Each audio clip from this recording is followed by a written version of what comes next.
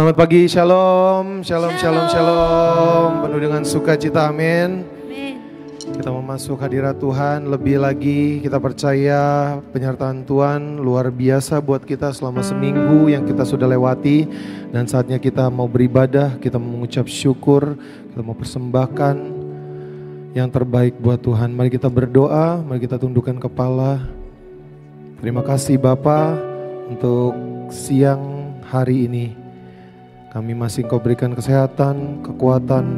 Terima kasih untuk penyertaan-Mu sepanjang minggu ini. Kami bangga punya Allah yang selalu menyertai kami. Dan tiba saatnya Bapa, kami ingin beribadah di rumah-Mu ini ya Tuhan. Sucikan, kuduskan kami untuk dapat layak menyembah-Mu ya Tuhan. Karena kami tahu Engkau adalah Allah yang kudus, Engkau adalah Allah yang mulia Bapa.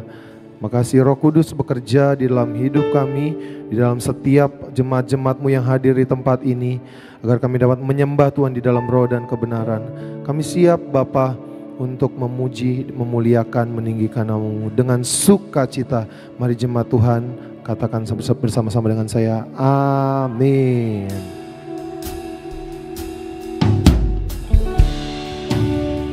Kami memasuk hadirat-Mu Tuhan, tata kudus-Mu, tidak dengan tangan yang hampa. Kami membawa hidup kami Tuhan sebagai persembahan yang hidup. Kami membawa hidup kami Bapa. Ini kami Tuhan. Haleluya.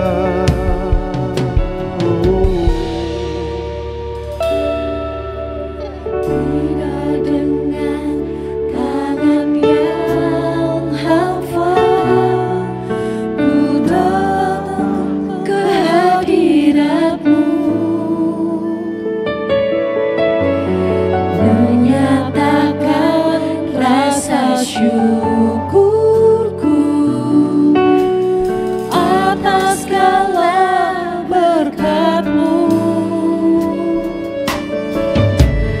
tidak dengan tangan yang hampa, ku sujud menyembah-Mu, persembahkan seluruh hidupku di atas mezbah. Mari sama-sama katakan, segalanya yang ku miliki, semuanya daripada-Mu kan ku bawa. Persembahanku yang terbaik hanya bagi-Mu. mari nyatakan pujian ini. Tidak dengan tangan yang hampa, ku datang ke hadirat-Mu, menyatakan rasa syukurku atas segala berkat-Mu. Oh, tidak dengan tangan yang hampa, ku sujud menyembah-Mu, persembahkan seluruh hidupku di atas mezbah-Mu. Segalanya yang ku miliki, semuanya daripada-Mu kan ku bawa. Persembahanku yang terbaik hanya bagi-Mu. Segalanya yang ku miliki, amin,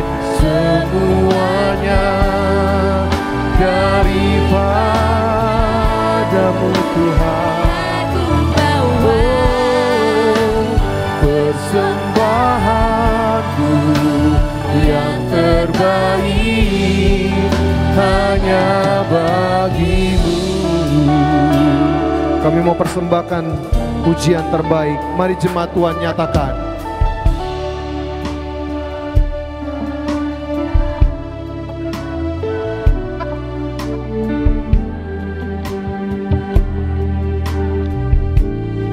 Kami mau nyatakan Tuhan, rasa syukur.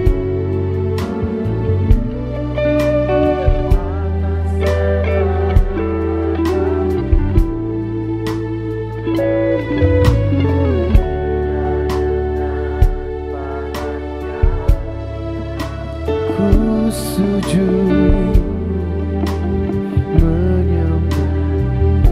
Kami mau persembahkan Tuhan, persembahkan seluruh hidup kami di atas mezbahmu. Segalanya yang ku miliki, semuanya daripadamu. Ku bawa persembahanku yang terbaik hanya bagi segalanya yang ku miliki, semuanya daripadamu. Kan ku bawa persembahanku yang terbaik hanya bagimu. Ya Yesus, kami mau bawa hidup kami Tuhan. Kami mau bawa penyembahan kami. Kami mau bawa ucapan syukur kami sebagai bentuk kami mengucap syukur kepadamu yang sudah memberikan kami hidup, yang sudah memberikan kami berkat, yang Kau telah memberikan hidupmu Tuhan. Oh Yesus, mari jemaat Tuhan, mari naikkan ucapan syukurmu sama Tuhan. Mari terus berikan yang terbaik sama Tuhan. Oh Yesus, Kau sungguh baik. Haleluya. Terima kasih Yesus. Mari jemaat Tuhan, saya undang untuk bangkit berdiri. Mari nyatakan segalanya yang ku miliki, semuanya daripadamu Tuhan. Yes, amin. Persembahan kami baik hanya bagimu, segalanya yang ku milih semua berasal daripadamu Tuhan. Kami mengucap syukur padamu. Kan ku bawa persembahanku yang terbaik hanya bagimu. Kan ku bawa persembahanku yang terbaik hanya bahkan ku bawa Yesus, amin. Yang terbaik hanya bagimu. Ku sembah kudus, Dia kudus, Dia besar, dan ku sanjung Kau mulia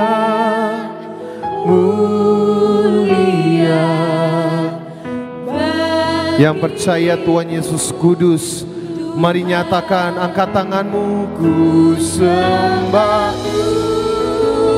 Kudus, kudus, kuduslah Tuhan, dan ku sanjung Kamu mulia. Amin. Bagimu Tuhan kami nyatakan, ku sembah kudus, kudus,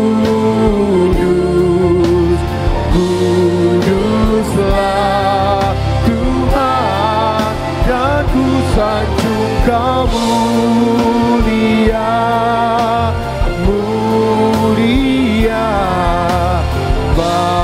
Nyatakan sekali lagi, ku sembah kudus, kudus, kudus, kuduslah Tuhan, dan ku sanjung Kamu mulia, mulia.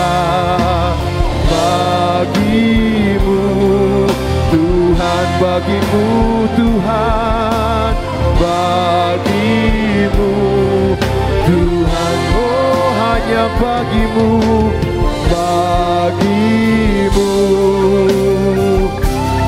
Tuhan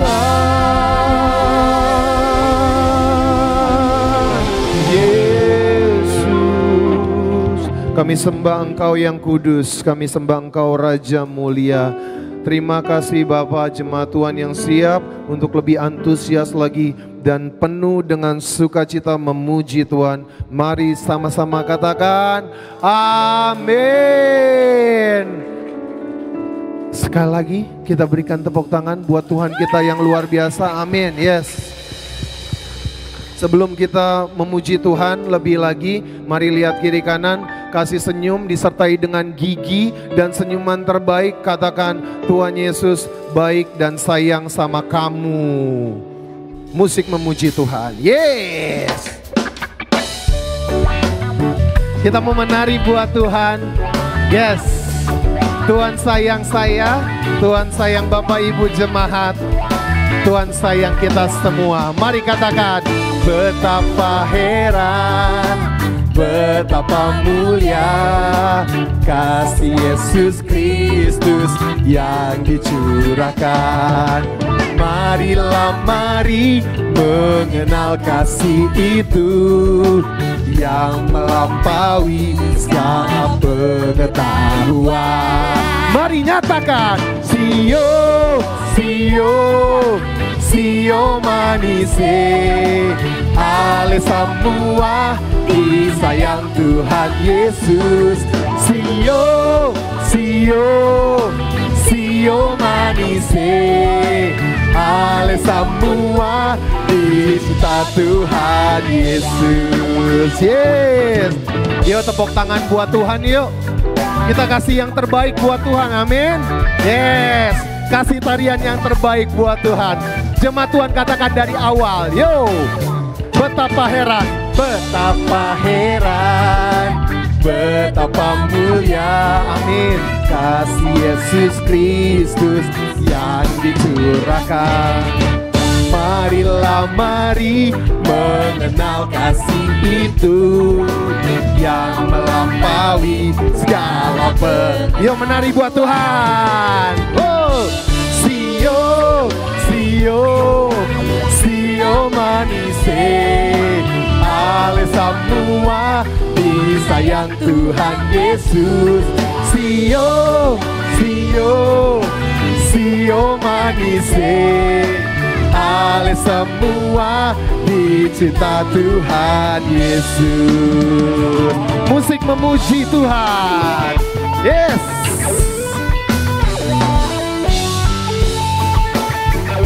Haleluya. Bersukacita senantiasa Sekali lagi Tuhan katakan, bersukacitalah. Amin. Semua siap menari buat Tuhan, amin. Mari kita kata sama-sama, Sio, Sio, Sio manise, semua disayang Tuhan Yesus. Katakan, Sio, Sio, Sio manise, ale semua. Sekali lagi yo, Sio, Sio, Sio, Sio manise, ale semua disayang Tuhan Yesus. Sio, Sio, Sio manise, ale semua dicinta Tuhan. Ale semua dicinta. Lihat kiri kanan, katakan, ale semua disayang. Siapa? Tuhan Yesus. Berikan sorak-sorai buat Tuhan kita yang luar biasa. Amin. Amin. Haleluya. Mari sama-sama katakan, Sio. Sio. Haleluya. Jemaat Tuhan yang diberkati katakan, Sio. Haleluya. Mari kita bersuka di dalam Tuhan. Kami mau terus bertepuk tangan buat-Mu ya Tuhan, karena kami diberkati. Amin. Besarlah Tuhan dan layak dipuji. Besarlah namanya, kekallah kuasanya. Kami aman Tuhan, aman berlindung dalam naungannya. Dia Allah bagi kita, di pihak kita. Terpujilah Tuhan, terpuji namanya. Dia telah menunjukkan kasih-Nya pada kita. Sebab Tuhan telah bangkit menyayangi kita. Terpujilah Tuhan, terpuji namanya. Yesus Allah perkasa. Engkau perkasa, Engkau luar biasa Tuhan. Haleluya. Besarlah Engkau dan layak dipuji. Mari jemaat Tuhan katakan, besarlah Tuhan dan layak dipuji. Besarlah namanya, kekallah kuasanya. Kami aman Berlindung dalam naungannya. Dia Allah bagi kita, di pihak kita. Siap semua, terpujilah Tuhan, terbukti kuasanya. Dia telah menunjukkan kasih-Nya pada kita. Sebab Tuhan telah bangkit menyayangi kita. Terpujilah Tuhan, terpuji namanya. Yesus Allah perkasa. Saya boleh minta tepuk tangan di atas kepala. Katakan haleluya. Tuhan Yesus besar, Tuhan Yesus ajaib. Yeah.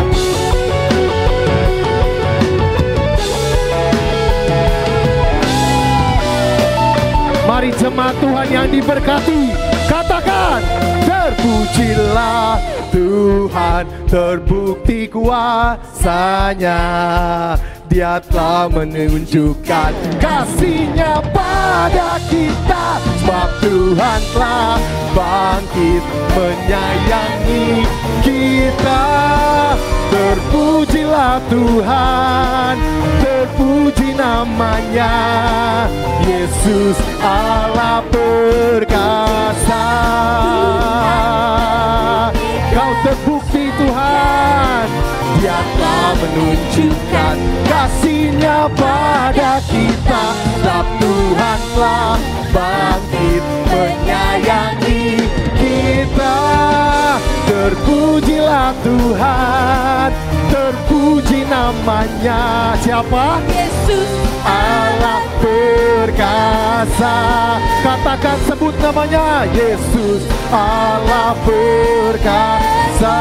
Oh, Yesus Allah perkasa. Yes, haleluya. Silakan duduk Bapak Ibu. Saya rindu ibadah kita bukan cuma ibadah nyanyi selesai, dengerin firman Tuhan selesai. Saya rindu Bapak Ibu benar-benar mengalami perjumpaan dengan Tuhan, amin. 11 bulan udah lewat, ini hari ke-15 di bulan ke-12. Kalau kata Bapak Pendeta tadi, jangan karena bulan 12-nya bentar lagi liburan kita sukacita. Kita mau lihat betapa perjalanan hidup kita selama setahun ini dipakai Tuhan luar biasa. Semuanya menjadikan kebaikan buat kita. Amin. Bapak Ibu, saya rindu Bapak Ibu menjadi penyembah-penyembah yang luar biasa. Tuhan menanti penyembahan kita, Tuhan menanti suara kita. Kau luar biasa Tuhan. Yes.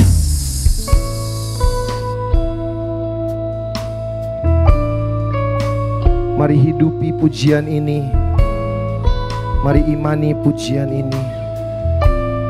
Ya. Bila ku buka mataku dan lihat wajahmu, ku tersaku. Bila ku lihat hidupku dan karya tanganmu, ku tersanjung karena amin, semua yang baik dalam hidupku. Mari nyatakan, itulah karyamu. Kau beri kesempatan yang baru, jemaat Tuhan, dan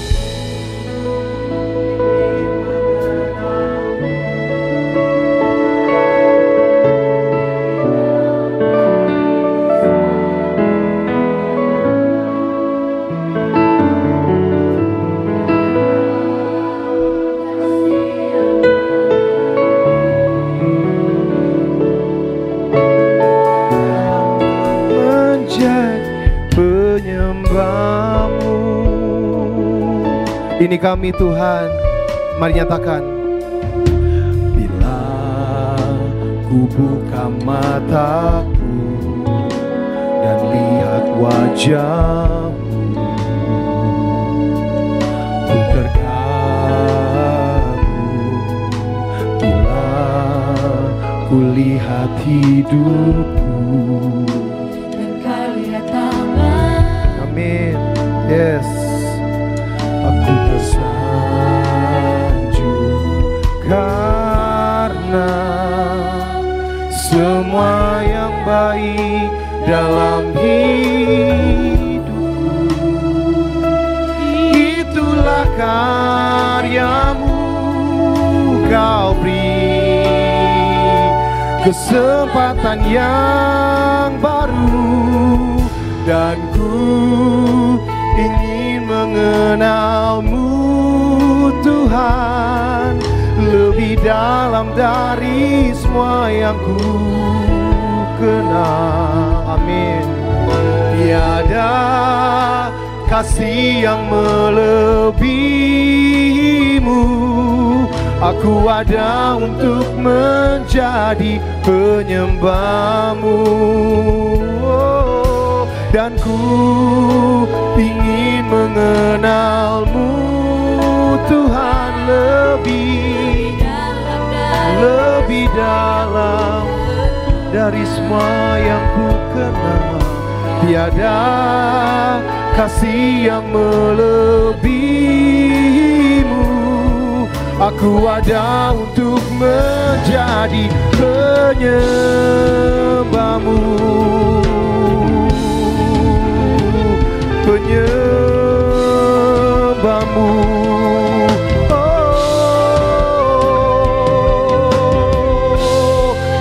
kami Tuhan. Ini kami anak-anak-Mu. Kami ingin memberikan pujian.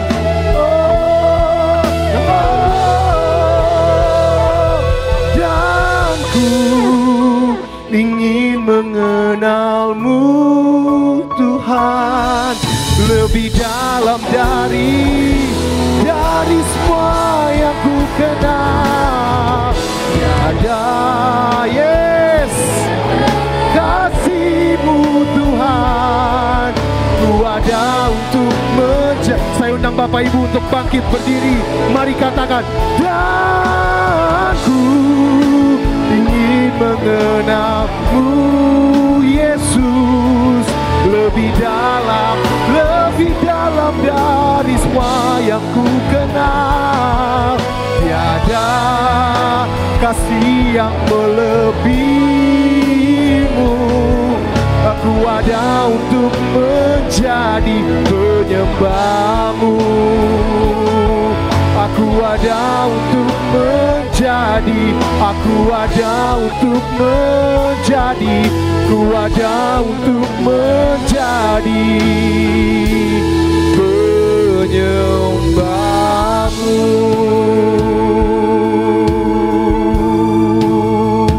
Mari rasakan pribadi yang lembut, pribadi yang setia. Dia Allah yang mulia, Dia Allah yang memperhatikan.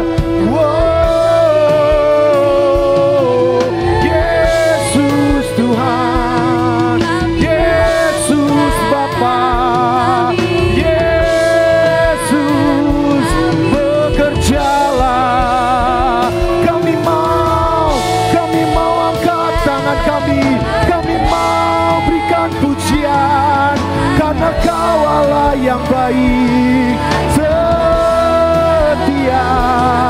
Kami bersyukur Tuhan atas kasih karunia-Mu Tuhan. Mari semangat, bangun roh-Mu, mari angkat pujian. Kami percaya Tuhan, Roh-Mu bekerja, hadirat-Mu nyata di tempat ini Yesus. Kami percaya kuasa-Mu mengalir, mujizat-Mu terjadi, kami dimenangkan. Haleluya,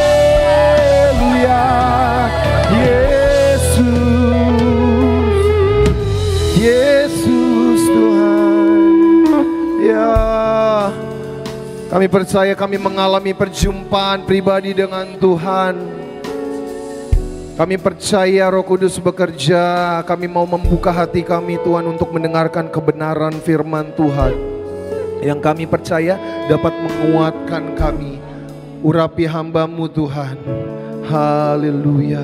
Urapi kami semua yang mendengarkan. Biarlah kami menjadi murid-murid-Mu yang setia Tuhan. Haleluya.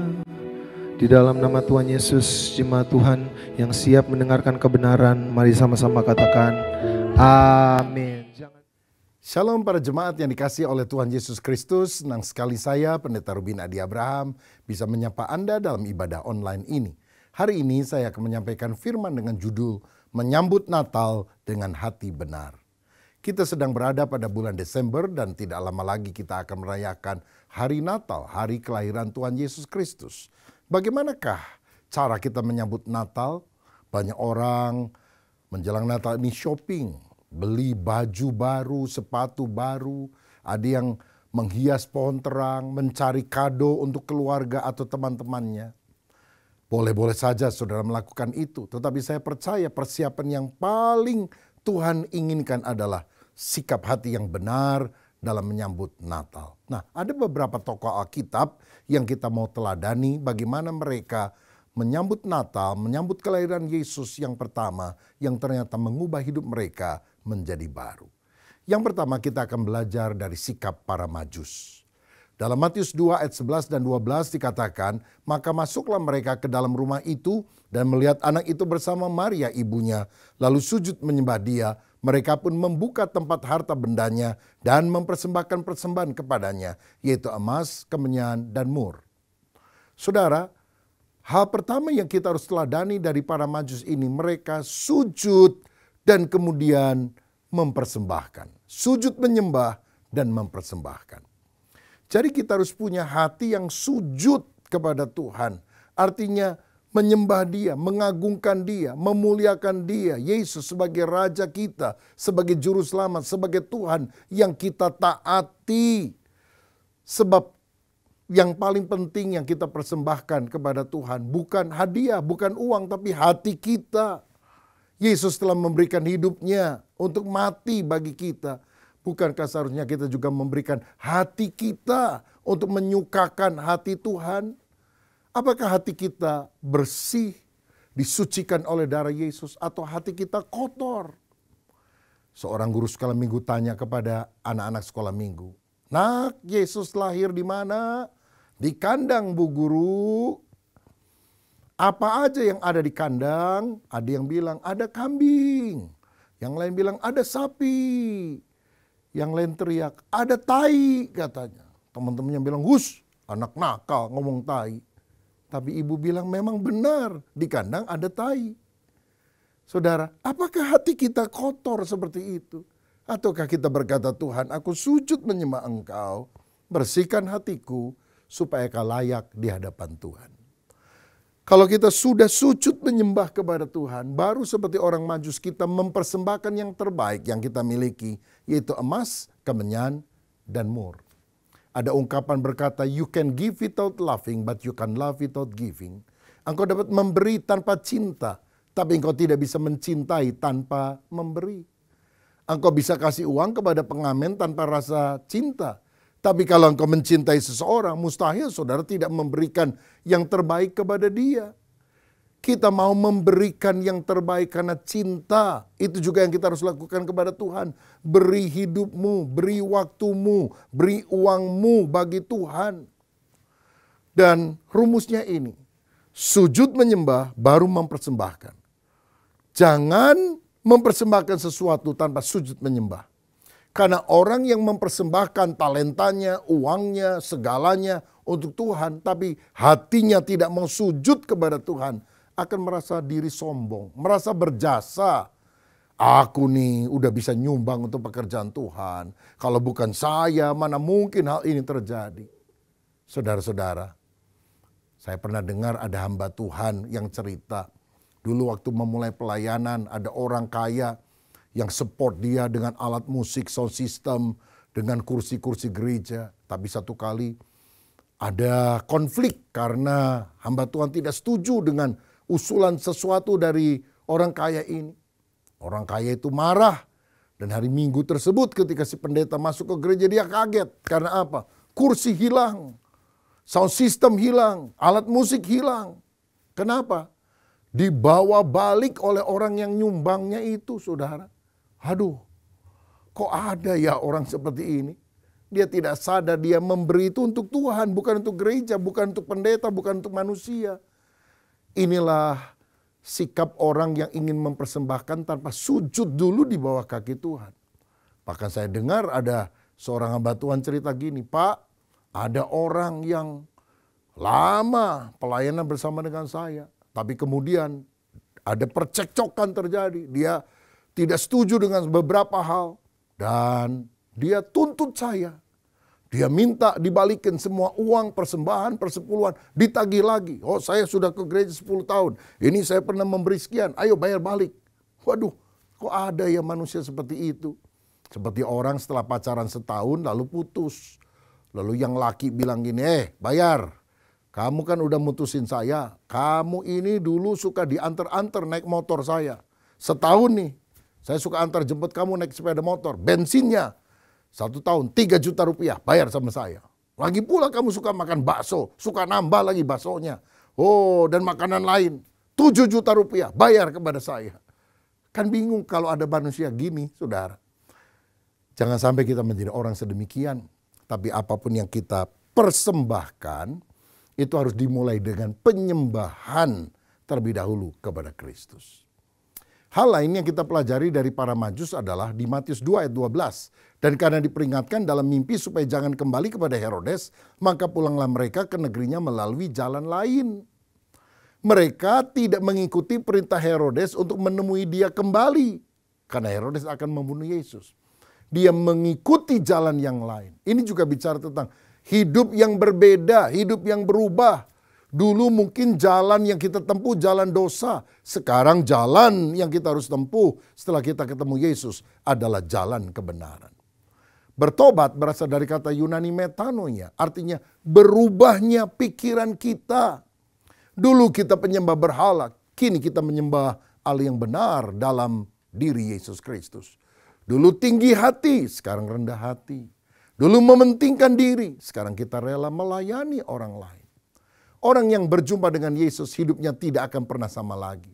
Yohanes pasal 4 menceritakan tentang perempuan Samaria. Sudah seperti pelacur, nikah beberapa kali dengan sekian banyak pria dan sekarang kumpul kebo dengan orang lain. Tapi ketika ketemu dengan Yesus, berubah dia. Dia malah menceritakan tentang Yesus sehingga orang-orang sekampung datang kepada Yesus. Pelacur berubah menjadi penginjil setelah ketemu Yesus. Saulus adalah penganiaya jemaat, ingin membunuh jemaat Kristen.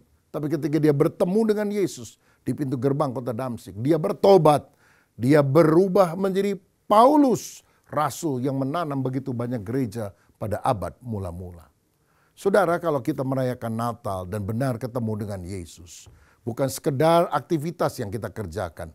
Perubahan hidup itu harus nyata dalam diri kita. Lagu kita bukan lagi aku masih seperti yang dulu. Tapi lagu kita adalah aku berubah, sungguh ku berubah. Waktu ketemu Yesus hidup kita akan berubah. Ada cerita orang China perang sama orang Jepang. Keduanya bingung karena kulit sama kuning, mata sama sipit. Sampai satu kali ada jenderal perang dari Cina bilang begini, saya tahu apa bedanya orang Cina dan orang Jepang. Itu terletak kalau lagi cuci muka. Sebab kalau orang Cina cuci muka, dia ambil lapnya, dia gosok. Dia goyang-goyangkan handuknya. Tapi kalau ada orang cuci muka, handuknya diem, kepalanya goyang-goyang, itu Jepang. Tembak saja katanya. Saudara, ini tentu cerita. Orang China sama orang Jepang aja ada bedanya. Apalagi kita. Orang Kristen yang sudah lahir baru dan orang yang belum percaya. Mesti ada bedanya. Kalau orang dunia nipu, orang Kristen nipu, apa bedanya? Orang dunia judi, orang Kristen judi, apa bedanya? Orang dunia pukulin istri, bohong, cepat tersinggung, cepat marah. Lalu orang Kristen juga sama, pukul istri, bohong, cepat tersinggung, cepat marah.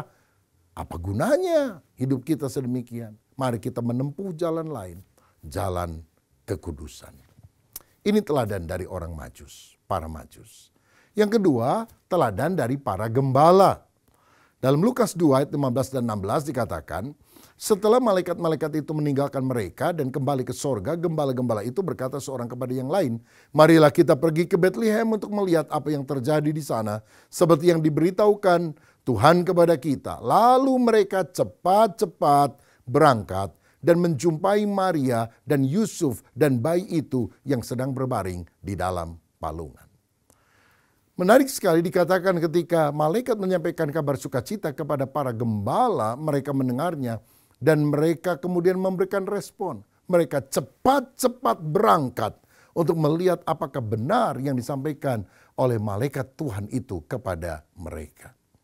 Saudara, ini berarti mereka mementingkan perkara rohani, taat ketika Tuhan menyuruh mereka melakukan sesuatu.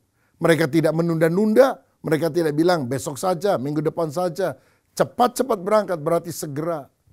Masalahnya ada banyak orang sekarang ini kalau ke pesta cepat-cepat berangkat. Tapi kalau ke gereja berlambat-lambat. Lihat kalau orang kebaktian di gereja.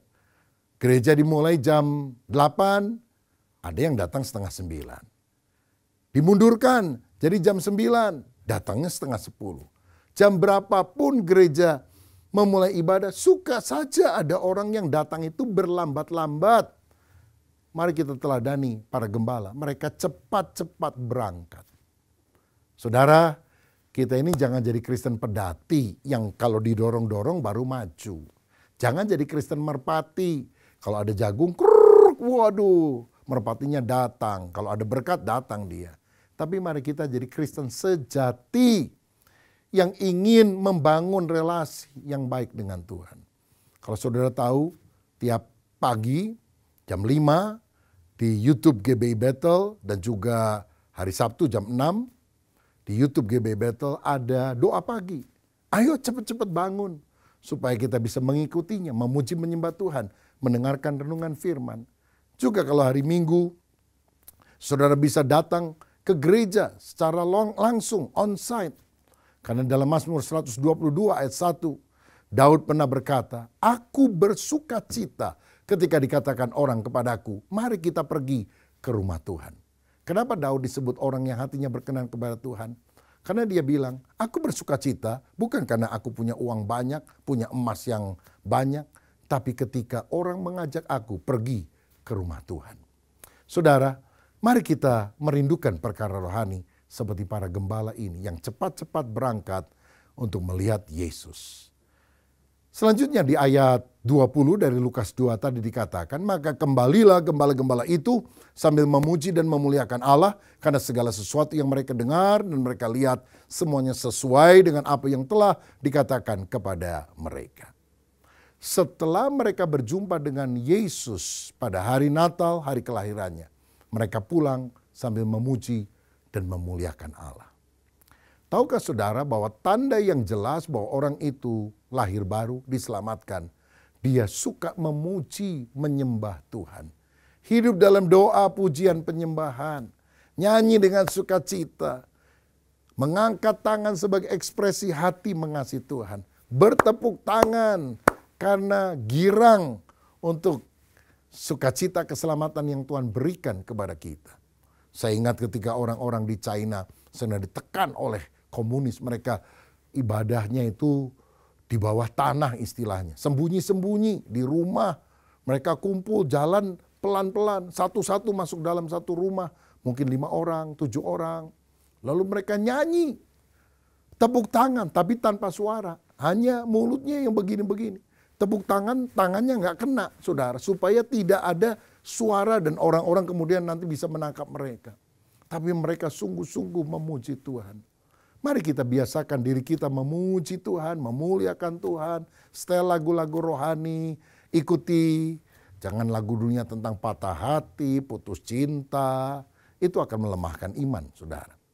Efesus 5 ayat 18 dan 19 berkata, dan janganlah kamu mabuk oleh anggur karena anggur menimbulkan hawa nafsu, tetapi hendaklah kamu penuh dengan roh. Dan berkata-katalah seorang kepada yang lain dalam mazmur, kidung puji-pujian, dan nyanyian rohani. Bernyanyi dan bersoraklah bagi Tuhan dengan segenap hati.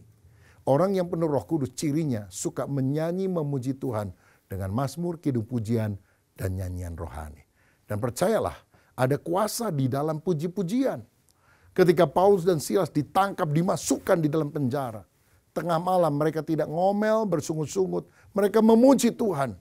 Allah hadir di tempat itu, menggoyangkan penjara dengan gempa. Lepaslah belenggu mereka semuanya. Dan mereka bersaksi, kepala penjara dan keluarganya bertobat dan dibaptis. Karena di dalam pujian ada kuasa. Saya teringat saudara tahun 1985 untuk kali pertama Gelora Bung Karno, Stadion Utama Senayan Jakarta, digunakan untuk kebaktian kebangunan rohani umat Kristen. Dan saya diminta untuk memimpin puji-pujian pada waktu itu. Usia saya baru 21 tahun waktu itu. Ada mungkin 50.000 orang yang hadir setiap malam di dalam acara KKR tersebut. Satu kali ketika kita nyanyi memuji Tuhan, saya lihat di salah satu sektor, ada orang-orang kok nyanyi tapi lagu lain. Misalnya gini, kita nyanyi, Allah kita heran dan besar. Dia nyanyi, dalam nama Yesus ada kesembuhan. Saya pikir kok beda ya. Rupanya saudara, ada orang yang datang lumpuh, tapi ketika memuji Tuhan, belum dengar khotbah, baru pujian. Dia bisa jalan, muter-muter, dan orang lain menyemangati dengan kalimat, dalam nama Yesus ada kemenangan, ada kesembuhan. Saya percaya ada kuasa di dalam pujian. Mari kita menjadi umat yang suka memuji menyembah Tuhan. Lagi pula memuji dan memuliakan Allah juga bisa bermakna kita menjadi orang yang suka bersyukur. Bukan ngomel, bersungut-sungut, menggerutu, tapi bersyukur untuk kemurahan Tuhan. Seorang anak kecil berdoa, Tuhan saya minta boneka, saya minta sepatu baru. Lalu dia berhenti doanya. Mamanya tanya, kenapa berhenti doa? Rasanya yang lain saya udah punya ya, minta apa lagi sama Tuhan? Oh kalau gitu nak, mulai hari ini doa jangan minta, doa berterima kasih, bersyukur. Oh gitu Maya? Ya, ayo kamu bersyukur. Tuhan terima kasih, saya udah punya baju baru. Tuhan terima kasih, saya udah bisa sekolah. Tuhan terima kasih, saya punya adik yang baik. Tuhan terima kasih, saya punya mama papa yang sayang saya. Tuhan terima kasih. Tiba-tiba anak ini teriak, Mama kalau berterima kasih terus, doanya nggak habis-habis, terlalu banyak. Ya memang seharusnya demikian. Doa bukan cuma minta, tapi bersyukur tidak habis-habis dalam kehidupan. Mari kita belajar mengucap syukur dan melihat kehidupan ini bukan dari kacamata negatif, tapi dari kacamata positif. Ada seorang ibu yang selalu ngomel tiap hari dalam hidupnya. Karena dia punya 2 orang anak. Anak yang pertama jualan es. Anak yang kedua jualan jas hujan. Jadi kalau hari itu udara panas, dia ngomel, aduh anak saya yang jualan jas hujannya nggak laku. Tapi kalau hari itu hujan, dia juga ngomel, aduh anak saya yang jualan esnya nggak laku. Sampai satu kali seorang temannya ngajak dia ke gereja dan dia mulai mendengar firman, mengajar dia bersyukur. Waktu dia keluar dari gereja hujan, dia bilang puji Tuhan anak saya yang jualan jas hujan hari ini jas hujannya laku. Besoknya panas, dia bilang giliran anak saya yang jualan es hari ini esnya laku. Apakah situasinya berbeda? Tidak, tetap sama. Apa yang berbeda? Hatinya. Itu sebabnya setelah Natal ini, mari kita memiliki hati yang berubah. Nggak suka ngomel, menuntut, bersungut-sungut. Tapi bersyukur, memuji, memuliakan nama Tuhan. Itulah teladan para gembala. Yang ketiga sekarang. Yang pertama tadi teladan para majus. Yang kedua teladan para gembala. Yang ketiga teladan para lansia. Karena ternyata yang menyambut Tuhan waktu dia lahir bukan hanya orang-orang muda. Tapi juga para lanjut usia. Usia indah.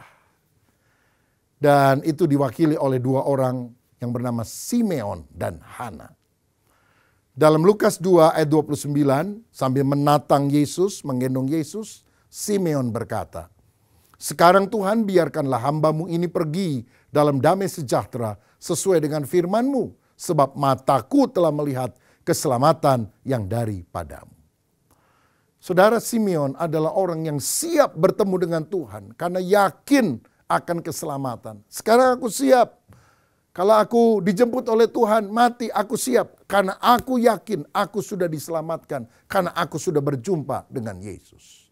Oh, betapa bahagianya kalau hari Natal ini saudara tidak hanya merayakannya di gereja, berpesta.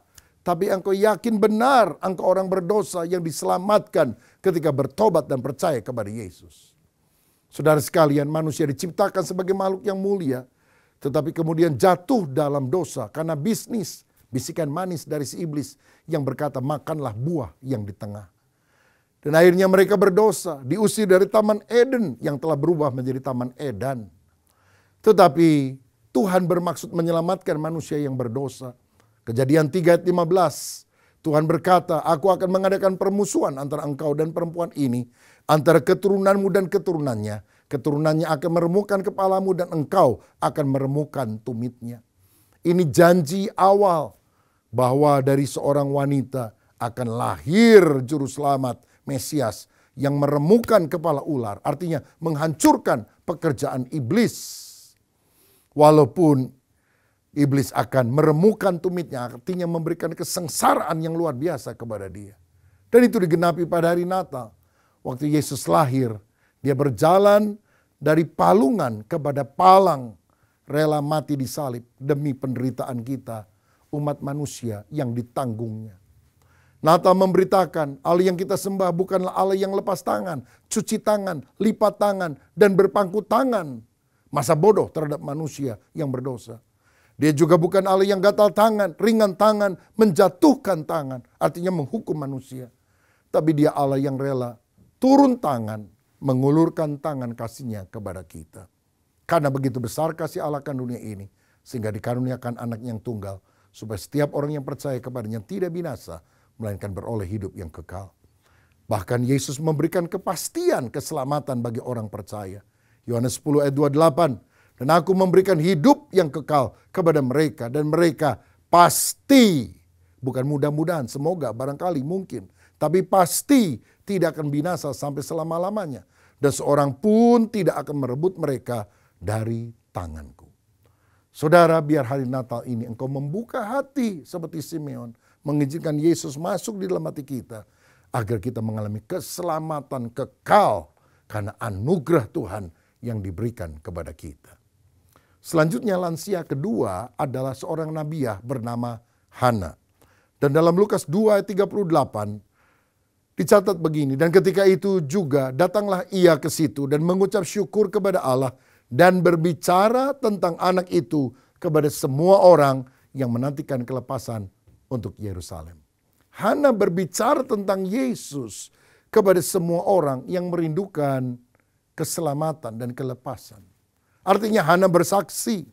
Dia bercerita tentang Yesus yang adalah Mesias, yang diurapi, yaitu penebus yang dijanjikan untuk menyelamatkan semua orang yang berdosa. Oh, betapa Natal mengubah kehidupan. Sehingga kita menjadi orang yang suka bersaksi, bercerita tentang Yesus. Jangan suka jelek-jelekin orang, tapi mari kita mengagungkan Yesus, itu jauh lebih indah. Kekristenan ditandai dengan dua kata penting, come and go. Marilah dan pergilah. Marilah kepadaku yang letih lesu dan berbeban berat, aku akan memberikan kelegaan kepadamu. Tapi setelah kita diselamatkan, Tuhan berkata, go, pergilah, jadikanlah semua bangsa muridku. Inilah amanat agung dari Yesus yang harus kita beritakan. Injil bukan untuk kalangan kita sendiri. Injil buat setiap manusia yang percaya. Apalagi Tuhan yang sudah datang pada hari Natal akan segera datang kembali. Peperangan di mana-mana sedang terjadi dan ini adalah tanda bahwa tidak lama lagi Tuhan akan segera datang. Pemanasan bumi secara global membuat kita sadar cuaca ekstrim menunjukkan bumi sudah tua. Tidak lama lagi Tuhan akan segera datang. Tapi dalam Matius 24 ayat 14 dikatakan, dan Injil kerajaan akan diberitakan menjadi kesaksian bagi semua bangsa, baru setelah itu tiba kesudahannya.